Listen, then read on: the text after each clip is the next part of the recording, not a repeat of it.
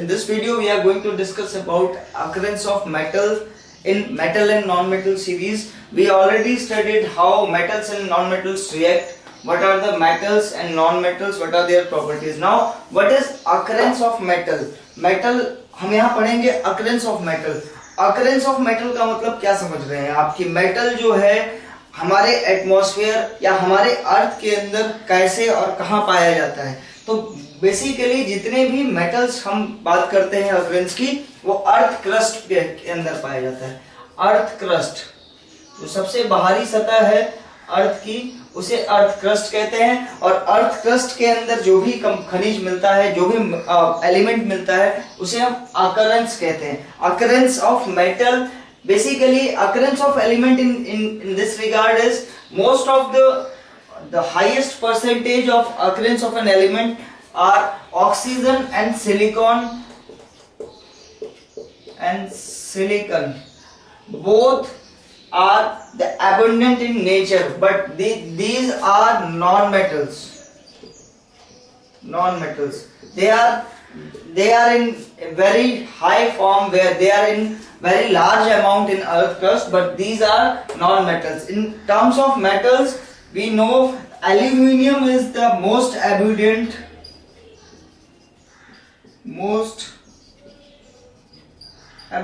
metal in earth crust. यहाँ हम बात कर रहे हैं कि occurrence of metal की, और metal का occurrence किस चीज पर, या metal occurrence of element किस पर, अर्थ क्रस्ट पे. तो एलिमेंट्स में देखें तो ऑक्सीजन और सिलिकॉन, ये दो सबसे ज्यादा पाए जाने वाले, सबसे अधिक पाए जाने वाले एलिमेंट्स हैं. लेकिन ये दोनों एलिमेंट्स क्या है, नॉन मेटल है. अगर हम मेटल के संदर्भ में बात करें तो मेटल्स में सबसे ज्यादा पाया जाता है एल्यूमिनियम. एल्यूमिनियम जो है सबसे ज्यादा पाया जाने वाला मेटल है. इसके बाद इसी सीरीज में इसके बाद जो है आयरन पाया जाता है. आयरन के साथ साथ कैल्शियम और सोडियम.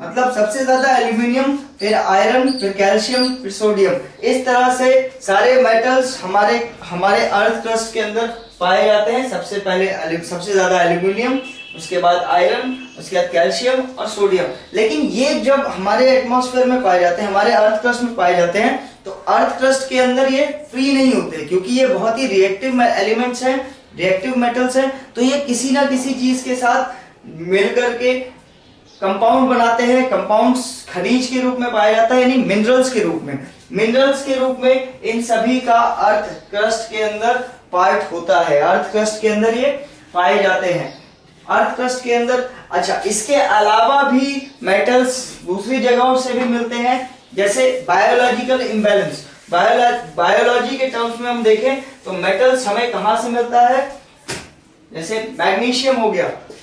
मैग्नीशियम ये हमें क्लोरोफिल से मिलता है. क्लोरोफिल आपको पता है, जो पेड़ प्रोड्यूस करते हैं प्लांट अपने फोटोसिंथेसिस के दौरान. इसी तरह से आयरन पाया जाता है किसमें, ब्लड में, हेमोग्लोबिन में. इसी तरह जिंक पाया जाता है बहुत सारे एनिमल्स के आंखों के अंदर. तो मैग्नीशियम क्लोरोफिल के अंदर, आयरन हेमोग्लोबिन के अंदर, और जिंक एनिमल्स आईज के अंदर. कुछ ऐसे भी मेटल्स हैं जो अर्थ क्रस्ट के अलावा भी यहां से भी हमें मिल जाते हैं. और भी जो सोर्स है मेटल का, source of metal, it is a big source of metal is from sea. कहां से, सी से, समुद्र से भी हमें मेटल्स मिलते हैं. किस फॉर्म में मिलते हैं, हैलाइड्स के रूप में. हैलाइड्स क्या होते हैं, they are the compound of halogen group. ये वो कंपाउंड होते हैं जो पीरियोडिक टेबल के हैलोजन ग्रुप के एलिमेंट्स के साथ, नॉन मेटल्स के साथ रिएक्ट करके कंपाउंड बनाते हैं. तो बेसिकली सी से जो हमें मिलता है वो होते हैं sodium, potassium, calcium, magnesium, highly reactive metals जो हैलोजन के साथ रिएक्ट करके हैलाइड फॉर्म में समुद्र के अंदर पाए जाते हैं. These are the elements, these are the metals which form as an mineral in form of halides in sea water, ठीक है। अब हम बात करें कि एग्जिस्टेंस कैसे होता है, what are the existence of metal, how they exist in nature. Occurrence हमने पढ़ा, अब पढ़ते हैं एग्जिस्टेंस ऑफ मेटल।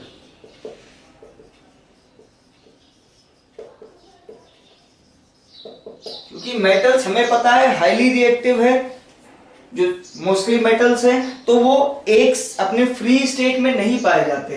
किस स्टेट में पाए जाते हैं? Reactive metals do not found in free और नेटिव स्टेट। जो भी हमने कहा कि अगर रिएक्टिव मेटल्स हैं जिनके आउटर मोस्ट में 1, 2, 3 इलेक्ट्रॉन है, ऐसे मेटल्स जो इजीली डोनेट करके रिएक्शन कर सकते हैं और कंपाउंड बना सकते हैं, they do not found in free और नेटिव स्टेट इन नेचर। जितने भी रिएक्टिव मेटल्स हैं ये फ्री या नेटिव स्टेट में नहीं पाए जाते। They always have compound, they mostly exist as oxides. किसमें पाए जाते हैं? जितने भी रिएक्टिव मेटल्स होते हैं mostly exist as oxides, oxide formation में पाए जाते हैं। अधिकतर जो है ऑक्सीजन या एयर से रिएक्ट करके ऑक्साइड बना लेते हैं। और ऑक्साइड के अलावा वो क्या क्या बना सकते हैं? जैसे कार्बोनेट, सल्फेट, हाइड्रेट। ये सारी जितने भी मेटल्स है रिएक्टिव मेटल्स, ये बेसिकली नेचर के अंदर फ्री नहीं पाए जाते। और किस स्टेट में पाए जाते हैं? या तो ऑक्सीजन के साथ रिएक्ट करके, या कार्बन डाइऑक्साइड के साथ रिएक्ट करके, या सल्फर के साथ रिएक्ट करके कंपाउंड बनाते हैं ऑक्साइड, कार्बोनेट और सल्फेट फॉर्म में। इसके अलावा और भी कंपाउंड्स हो सकते हैं, क्योंकि रिएक्टिव मेटल्स के पास टेंडेंसी है फ्री इलेक्ट्रॉन को डोनेट करने की। और ये सारी चीजें, ये सारे नॉन मेटल्स एक्सेप्टर्स हैं, तो इनके साथ ये नेचर